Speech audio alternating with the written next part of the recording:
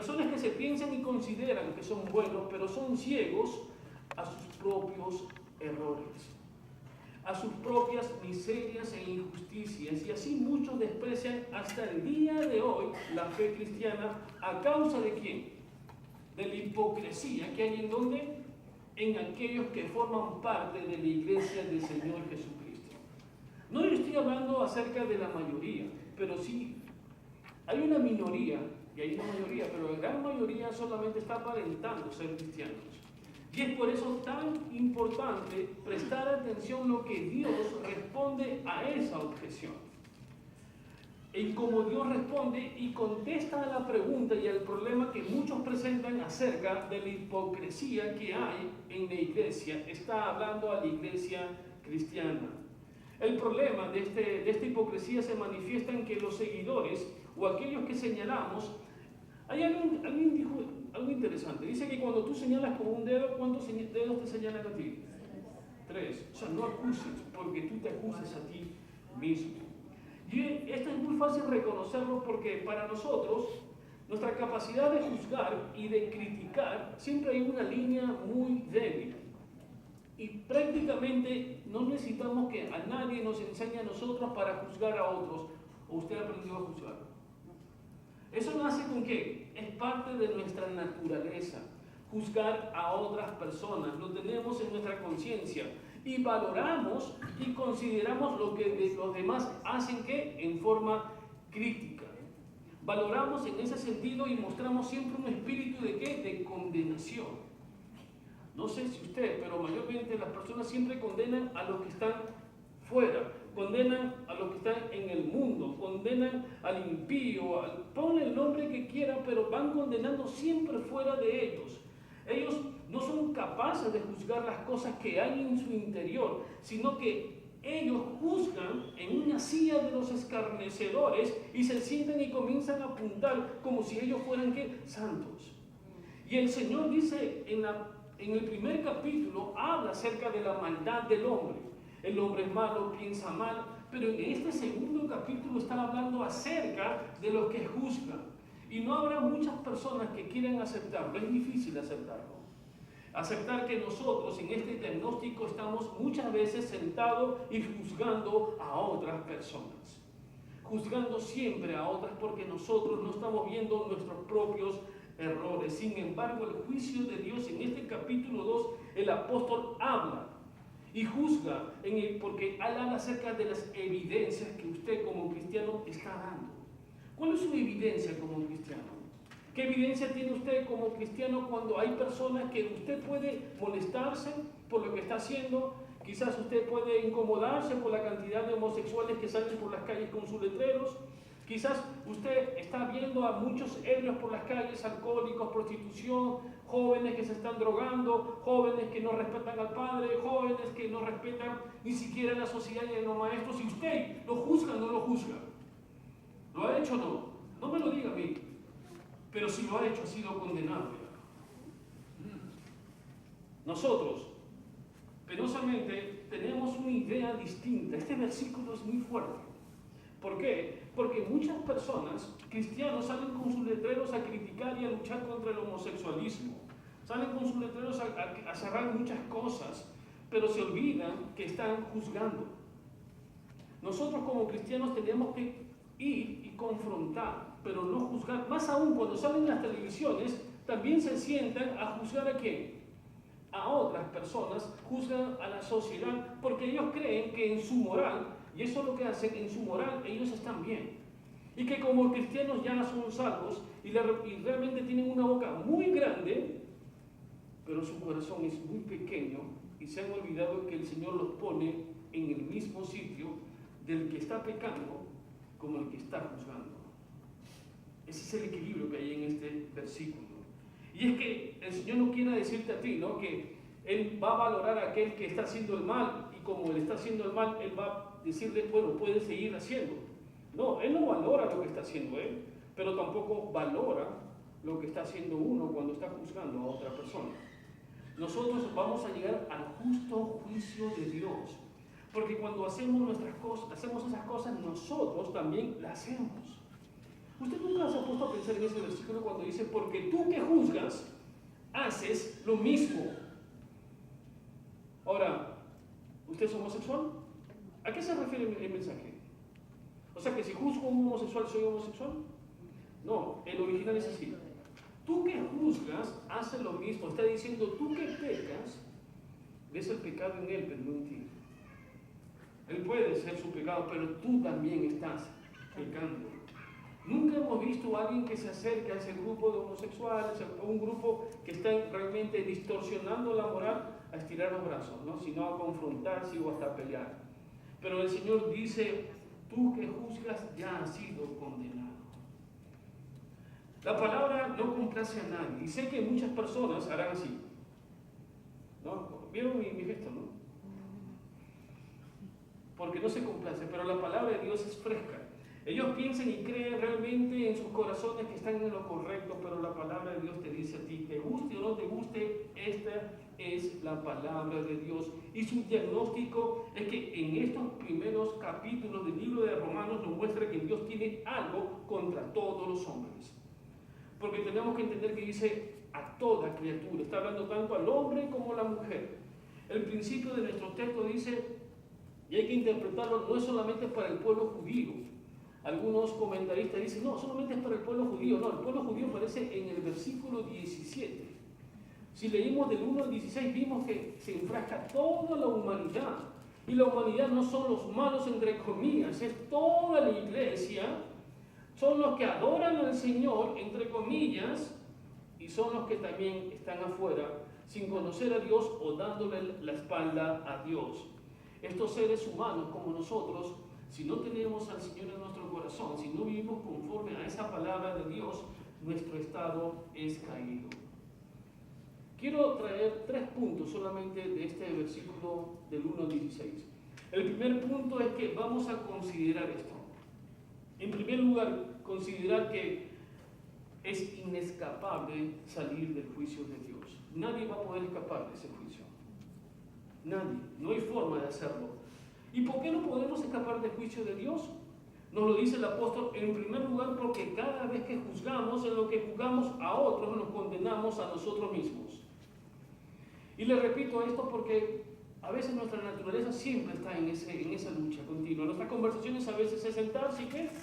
Juzgarlo, ¿no? Juzgar. Eso no lo hace usted, no es en otro lado. Aquí no. Pero por si acaso lo hicieran, se lo estoy predicando.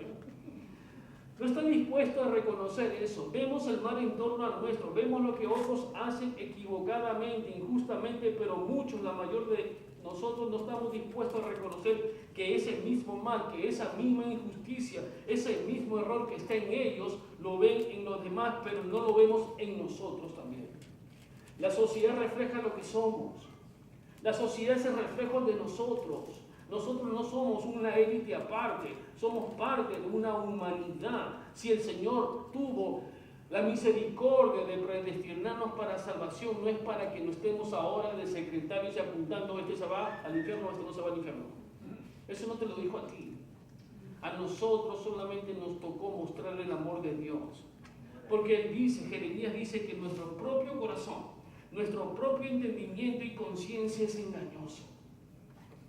Si usted cree que su corazón no es un corazón, es un corazón, y su conciencia es engañosa, realmente nos confunde, no vemos las cosas como realmente son y por lo tanto tenemos que reconocer que al venir a la palabra de Dios, es Dios quien tiene que decirnos realmente quiénes somos. Él tiene que decirme quién soy, porque si yo confío en mi propia conciencia y en mi propio razonamiento, y usted confía en su propia conciencia y en su propio razonamiento, ¿usted aquí va a ser una persona buena? Algo de bien. Soy una persona, más aún, ayuda a todo el mundo. Apláudame, ¿no? Una cosa así. Porque tu conciencia te engaña, tu corazón te engaña, pero el Señor está dándote. Escúchame, cuando estés en el juicio de Dios, no es como un juicio donde me van a traer un testigo. Hay un fiscal y un tribunal. En este juicio, Dios es el testigo. En este juicio, Dios es el tribunal. Y en este juicio, Dios es el juez. Y Él conoce tu vida y y no habrá nada que pueda atenuarlo. Es exclusivo. Por eso le temo. Cuando leí esto, le temo, ¿sabe? No pude dormir ayer porque observo lo fuerte que es esto. Lo fuerte y contundente. La gente a veces no lo puede entender, pero no critico a las personas. Lo que pasa es que no están buscando realmente, vemos todo el amor de Dios, pero estamos olvidando que hay un momento de sentarnos en ese, que no quiero sentarme en ese juicio. ¿Usted lo quiere? ¿O quién quiere? Ya le empujó al hermano para decirle yo quiero. No. La palabra de Dios nos va a mostrar quiénes somos, porque Él nos habla. Y cuando Él habla, te explica el proceso. Es el único versículo o los versículos que nos está hablando cómo se va a realizar. Ustedes hablan del trono blanco, del juicio del trono blanco, el lema, pero el Señor te establece cómo va a ser. En este texto bíblico, muchos hemos entendido que hay un pasaje que dice el Señor es como la Biblia y el Señor es como un espejo, ¿no? Uno que hace cuando ve la palabra de Dios como espejo, se acerca. ¿Y qué ve? ¿Qué ve en ese espejo? Su miseria. ¿Qué más ve? Su pecado. Y como no nos gusta, ¿qué hacemos? Damos vuelta, dice, y se van. Se van. Pero aquellos que aman al Señor se acercan y le dicen, Dios, ahora sé que eso que creía, que mi conciencia me engañó y mi corazón me engañó, eso también es pecado. Pero no todos lo hacen. Sin embargo, para que usted venga aquí, sobre todo las damas, ¿cuántas veces se miraron en el espejo? ¿No se vieron en el espejo? Se partió. No. Esta palabra realmente nos incomoda, nos gusta o no. La palabra de Dios nos dice que esa es la verdad. Nos guste o no, nos guste, nos dice que Dios tiene algo en contra de nosotros. Es que Dios tiene algo en contra de nosotros, ¿por qué? Porque levanta a cada uno de su asiento, de su vida, para juzgarlo conforme a su palabra. Y Él nos va a presentar, dice el versículo 2, vamos al versículo 2, dice así, porque el juicio de Dios, vean, es contra ¿quién? Los que practican tales cosas. Es verdad, Dios no deja sin excusa a nadie por su maldad. La capacidad alguna del ser humano puede tener, quizás pueda atenuarlo. Dice, quizás haya algo a favor mío. Vean, cuando usted ve el capítulo anterior, capítulo 1, muchas personas dicen, pero Dios creo que está exagerando. Yo creo que Dios no ha tomado en consideración que hay cosas buenas también en nosotros. Pero este capítulo está juzgando lo que tú haces. Sabe el Señor cómo es tu vida. Sabe cómo está tu corazón. Y nosotros tendremos que responder a esa pregunta. El versículo 3 dice, entonces, tú que juzgas a lo que hacen, que tú haces lo mismo, ¿piensas que escaparás del juicio de Dios? La pregunta que Dios tiene que decir es una pregunta realmente contundente. La pregunta es, ¿aceptas o estás satisfecho contigo mismo con lo que estás haciendo? ¿Y estás viendo los errores en los demás? No nos podemos comparar con otras personas. Tenemos que compararnos con el rostro de Dios. Esa es mi comparación. Y cuando nos comparamos con Dios, ¿estamos en ganancia o en pérdida? Estamos en pérdida. Por lo tanto, no hay ninguno que tenga la capacidad de juzgar. Nosotros no hemos nacido para juzgar, aunque queremos hacerlo siempre y le ponemos otros nombres. ¿Cuáles son los nombres o sinónimos que le ponemos la palabra juzgar? Criticar constructivamente. No, pero en el fondo estamos juzgando. Otro nombre que le puedan poner. Siempre es a favor de nuestra conveniencia. Cada vez que juzgamos, vemos en el otro para justificarnos. ¿No? Yo que peco, pero no peco mucho, pero el otro peca más. ¿Me he escuchado? ¿Nunca he dicho eso? Bueno, yo en la iglesia he ido, esta semana he ido una, pero no he sido ninguna. Vio cómo uno va a sopesar, siempre en su propia medida, siempre en la medida del hombre, tú y yo. No, eso no es la cosa. Tú tendrás que sentarte con el Señor y frente a su presencia decir lo que Él conoce que hay en tu corazón. Y eso es fuerte para cada uno de vosotros. El mal en otras personas, lo que hacen otros, ellos tendrán que dar cuenta de su maldad, pero tú que juzgas, es mejor que dejes de hacerlo. El versículo 4 me dice, y es una pregunta muy clara: o menosprecias la riqueza de su benignidad, paciencia y longanimidad, ignorando que su benignidad te guía al arrepentimiento. ¿Qué dice aquí este verso? Vean, lo primero que él me dice es que el Señor tiene una benignidad, que Él es bueno, su bondad es grande, pero a veces también distorsionamos esa palabra. Creemos que Dios bondadoso, es amoroso, sí es amoroso, y que va a pasar por alto ¿tú qué? Tus errores. Va a atenuar su bondad y le va a decir: ven, hijo, tú que has hecho una vida mísera, tú que has destrozado a tu hogar, pero a tus hijos, y toda tu vida ha sido oscura, ven, hijo, no te preocupes, tuyo es el reino de la gloria. ¿Le va a decir eso o no? Nada va a atenuarte. Dios va a juzgarte conforme a lo que tú has hecho. Por lo tanto, a veces creemos que Dios es bondadoso y que no mata ni una mosca. Él realmente va a entender, porque el mundo no me entiende. Nunca me ha hablado así. Mi esposa no me entiende. A ver, varones, ¿cuántas veces sus esposas no me entienden? Mi esposo no me entiende, pero Dios sí me va a entender. Cuando esté en el juicio, Él sabrá que yo tuve un sacrificio con ella durante tantos años. Así que va a atenuarme a mí, me va a decir: pasa, buen hijo, 30 años soportado, ahora vas a pasar a mí. No, tampoco. Aquí no tendrás otro abogado. Estarás tú. Estaré yo. Fuerte esto. El Señor en sí no va a tolerar nada.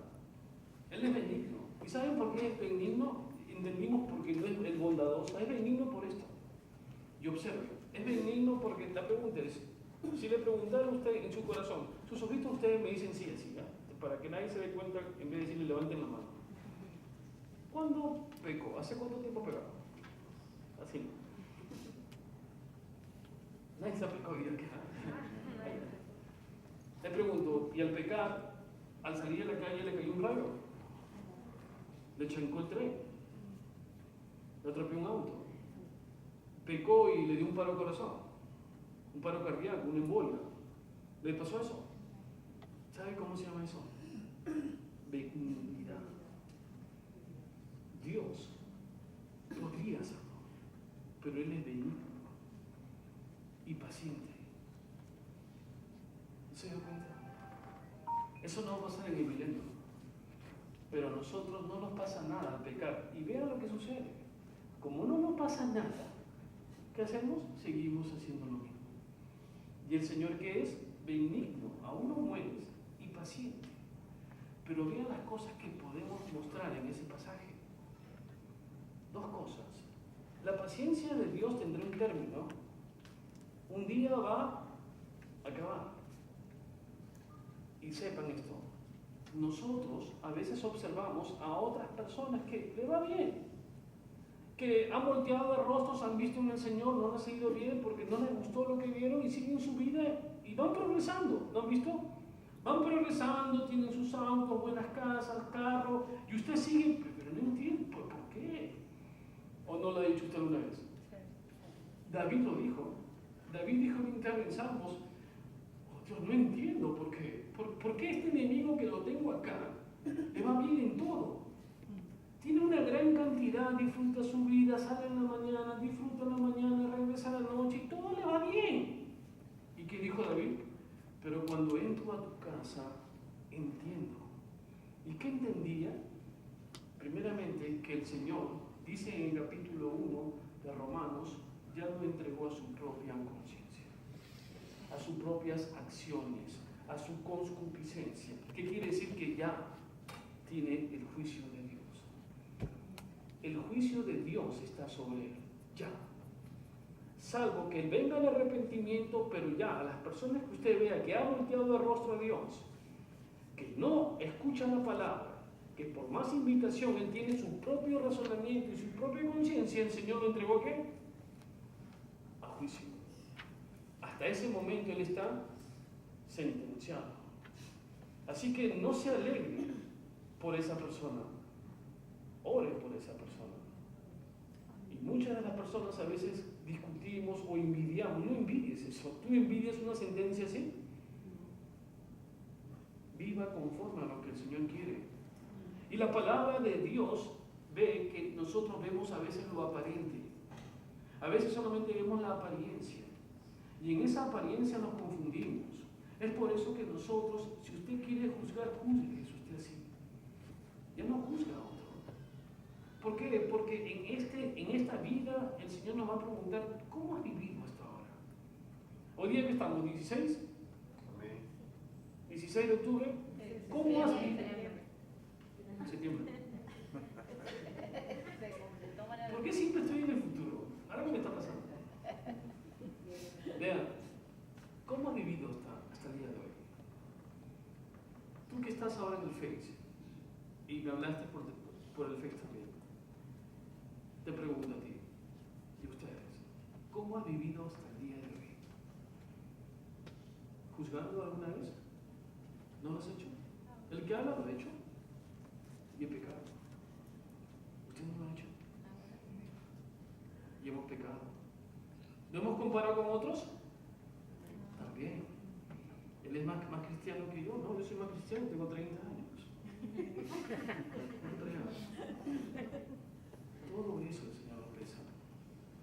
Pero más aún dice en el cuarto, porque es benigno. Dice, porque su bondad se muestra esperando que el arrepentimiento.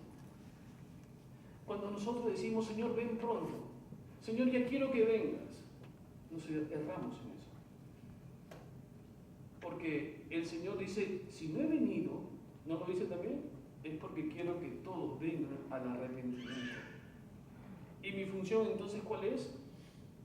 Predicar, invitar, evangelizar, que vengan ¿a dónde?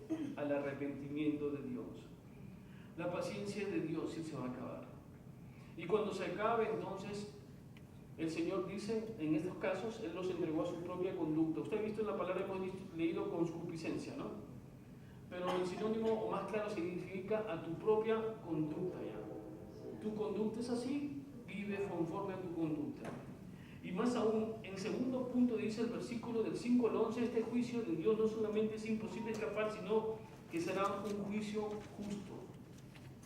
Dice, por tu dureza y tu corazón no arrepentido, atesoras para ti mismo ira para el día de la ira y de la revelación del justo juicio de Dios, el cual pagará conforme a sus obras. Así que si Dios te trae a juicio de una forma inescapable, pero al mismo tiempo será un juicio justo. Miren, justo. Cuando era abogado, y mi esposa era abogada, por eso que siempre litigamos. Ok, no, eso fue una broma. Cuando era abogado, sabía en mis expedientes con otros litigantes, y ellos sabían que el acusado era culpable. Escuchen, era culpable. Pero aún así lo defendía como inocente. Y muchas veces, ¿el juez qué hace? Inocente. Presentó, vean, el abogado puede presentar varias cosas. Primeramente, no vamos a poner al abogado, sino al reo. Supongamos que el que habla es el reo, ¿no? Y como reo tengo un buen abogado y el abogado presenta unas pruebas contundentes y entonces puede ser que me libere. Ok, póngase que no pasa eso y voy al segundo punto. El segundo punto puede ser que me condenen, pero en esa condena quizás pueda menguarse y quizás pueda salir en poco tiempo. El tercer punto es que vaya a prisión y me pueda escapar y nunca encontrar. Y puedo vivir fuera de prisión aun cuando soy culpable. ¿Eso va a pasar en el juicio con usted? ¿Usted va a poder hacer eso? Buscar quizás un vacío legal para decir, perdóname, Señor Jesús, yo estudié, yo soy abogado. Pero el versículo está, no, acá no hay vacío. Acá el Señor te va a juzgar. Y aquí no hay lo que puede pasar con los jurados actualmente. Aquí los abogados tienen una forma de oratoria excelente que pagan una millonada a los mejores oradores para convencer a un tribunal. Hasta lloran. No sé si ustedes han visto este tipo de abogados, son los más caros. Ahí no tendrás ese abogado. Ahí estarás tú. Y para evitarnos esto, ¿qué es?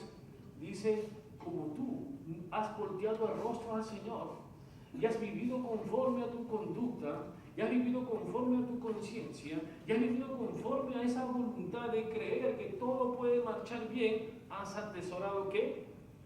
Ira para el día de la ira.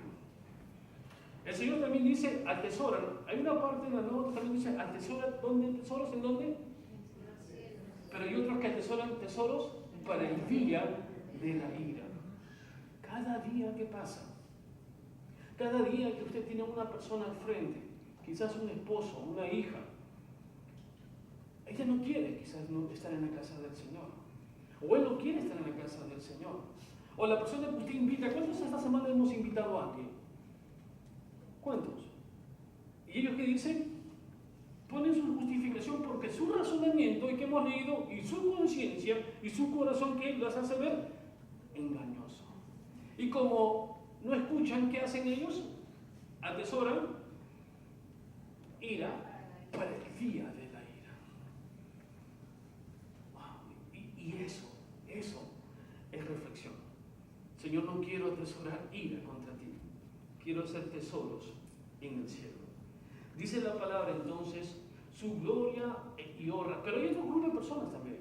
No solamente todo es para la ira. Hay otro grupo de personas que dicen la palabra de Dios así, conforme a la revelación de Dios. Dice, atesorando ira para el día de la ira, pero un tesoro no de misericordia, sino de todo lo contrario, atesorando para nosotros mismos su ira, para el día de la ira y de la revelación del justo juicio de Dios. Porque el Señor pagará conforme a ¿qué? A sus obras, vida eterna a los que perseverando en bien hacer, en buscar su gloria, en honra e inmortalidad, pero ira y enojo a los que son contenciosos y egoístas. Contenciosos y egoístas. ¿Cuántos de vosotros, y me incluyo, cuántos de nosotros somos contenciosos? Contencioso significa que pongamos que su esposa es una caja de fósforo y usted es el palito. Ahí nomás, una chispita y se prende. ¿Cuántos son así? ¿Cuántos se incendian así rápido? Y después que se han encendido y que se dan cuenta que se han equivocado, que han emitido un juicio errado. ¿Cuántos? Muchos, ¿no? Solamente digan así. Ya. Pero vean, el Señor dice, estas personas habrán tribulación y angustia sobre todo ser humano, pero honra a aquellos que perseveran. El texto también nos dice, en segundo lugar, que cuando traiga el juicio no habrá acepción de personas. Y este justo juicio es equitativo. ¿Y equitativo por qué? Porque vean, al que más se le da, más se le pide. Usted viene los domingos, escucha la predicación. ¿Cuándo vienen los martes acá a lo que es el discipulado y oración? Ok, sumado a eso, ¿cuántos escuchan la predicación de repente en la radio? ¿Algunos? Amén. ¿Cuántos escuchan de repente predicación en YouTube? Mientras más conoces, más será lo que el Señor te pide a ti. Por lo tanto, hay una escala también. Al que conoce más, más se le pedirá. Pero no hay escapatoria también al que no conoce. Es para todo. Conozcas o no conozcas, el Señor te va a juzgar. Porque dice, el Evangelio, la buena noticia de Dios se revela por fe y para fe, como está escrito que el justo por la fe vivirá. Y aquí viene una pregunta. El justo por la fe vivirá. ¿Por qué tengo que hablar de las obras? ¿Comprenden? He hablado de las obras, de los hechos, de mi acción. Creo que la hermana habló acá de un deseo, ¿no? Creo que fue la prédica del deseo. Ok, pero el deseo no funciona solo. ¿Qué tiene que haber? Acción. Señor, deseo amarte, pero no voy, no te amo. Desearía, ¿no? Pero el deseo sin acción está lejos. Aquí, lo que él está diciendo, la fe dice, el justo por la fe vivirá. Pero ¿por qué hablo de obras? ¿Por qué? ¿Por qué tengo que hablar? Porque no he visto más que obras, mis hechos, mi acción, mi juzgar. ¿Por qué? Porque la verdad es que nosotros tenemos que entender que una fe sin obras es muerta. ¿Eso quién lo dice? Lo dice Santiago. Acompáñame a Santiago capítulo 2. Vamos a leer exactamente lo que él nos menciona. Para que vean cómo una fe sin obras es muerta. Por eso Él está juzgando tu accionar, no el deseo que quisieras hacer, sino lo que estás haciendo. No es que desearía que la iglesia creciera, pero usted no hace nada para el crecimiento. Desearía que haya un bus, pero el bus está vacío. Está bien arranca. Vayamos al versículo 2 del capítulo 2 de Santiago, versículo 14. ¿Lo tenemos? Hermanos, ¿de qué aprovecha si alguno dice que tiene fe y que no tiene obras? ¿Podrá la fe salvarle? Si un hermano o una hermana están desnudos y tienen necesidad de mantenimiento de cada día, y algunos les dicen, id en paz, calentados y saciados, pero no les dais las cosas que son necesarias para el cuerpo, ¿de qué aprovecha así también la fe, que si no tiene obras es muerta en sí misma? Pero alguno dirá, tú tienes fe y yo tengo obras. Muéstrame tu fe sin tus obras y yo te mostraré mi fe por mis obras. ¿Tú crees que Dios es uno? Bien haces, pero también los demonios creen. ¿Y qué? Mas quieren saber, hombre vano, que la fe sin obras es muerta. ¿No fue justificado por las obras Abraham nuestro padre cuando ofreció a su hijo en el altar? ¿No ves que fue la fe la que actuó juntamente con sus obras? Que la fe se perfeccionó por las obras y se cumplió la escritura que dice, Abraham creyó a Dios y le fue contado por justicia y fue llamado amigo de Dios.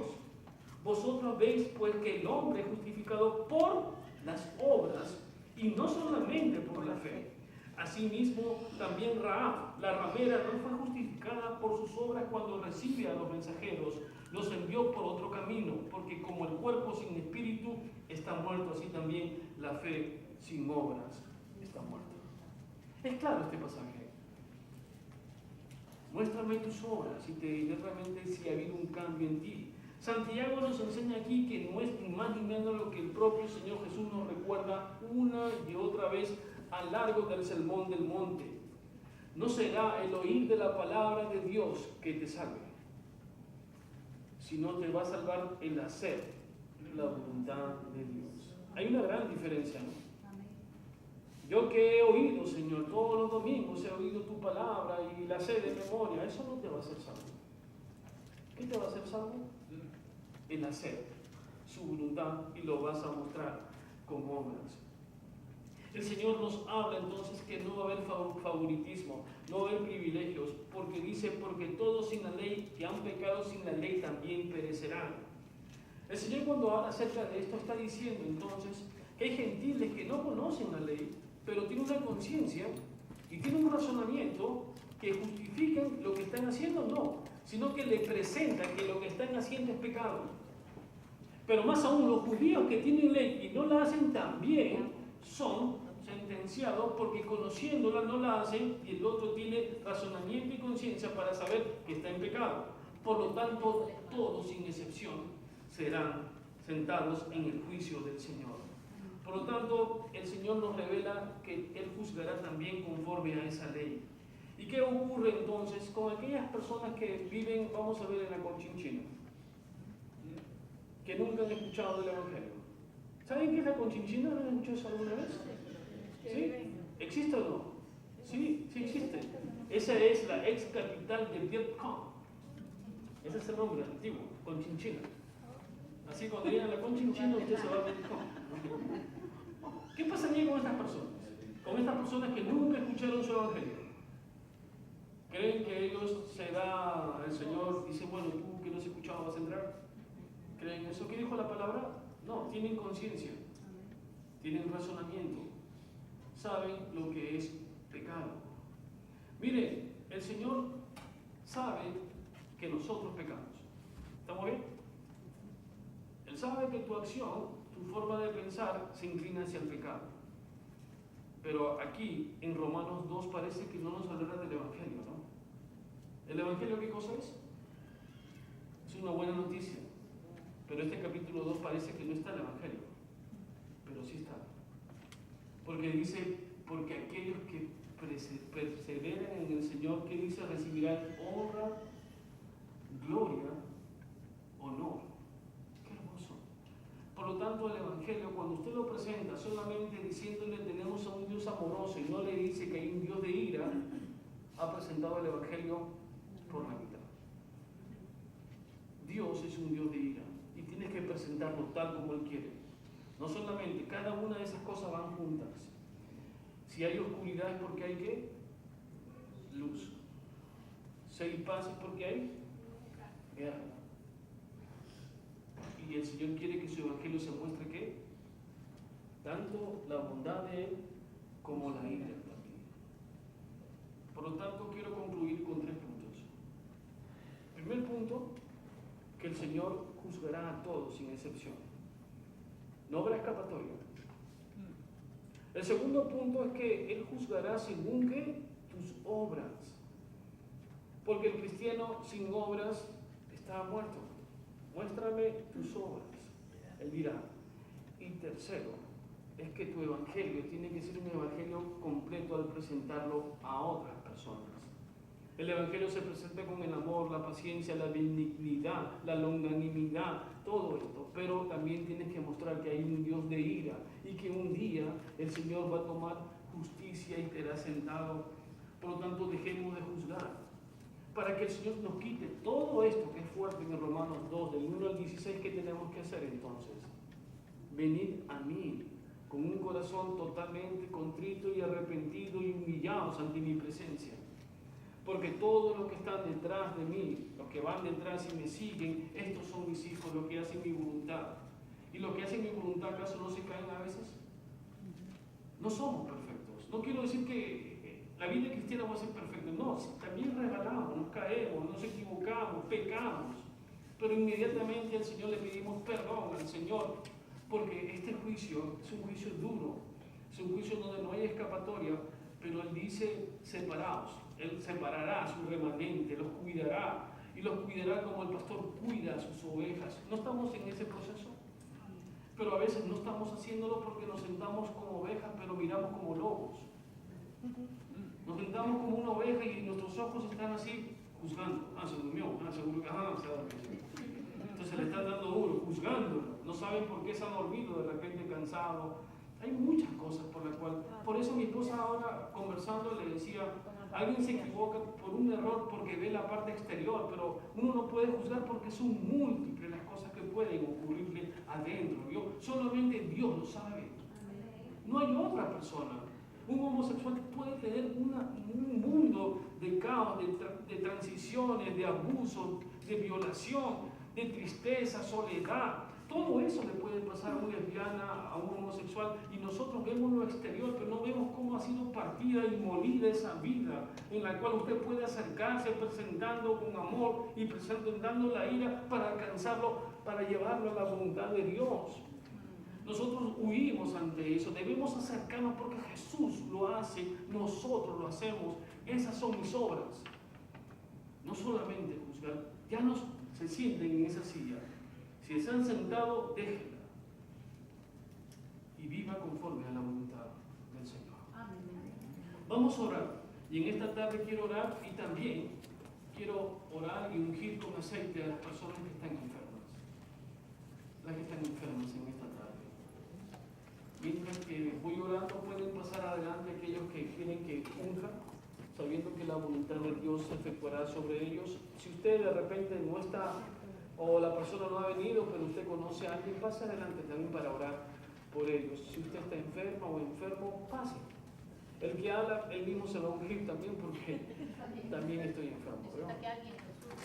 Y el hermano Jesús pase para que me unja con el aceite, para que me alivie el dolor. Aquellos que estén mal, pasen adelante. Quizás su vida desanimada, esa es la enfermedad.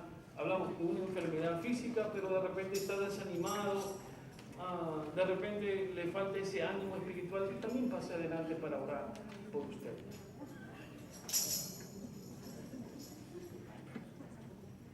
Y gracias. Y aquellos que aún siguen sentados en las sillas juzgando a otros y quieran salir, también pasen adelante. Dejen la silla y dejen de juzgar. Vean que el capítulo 2 no es un capítulo sencillo, ¿no? Pero no juzguen.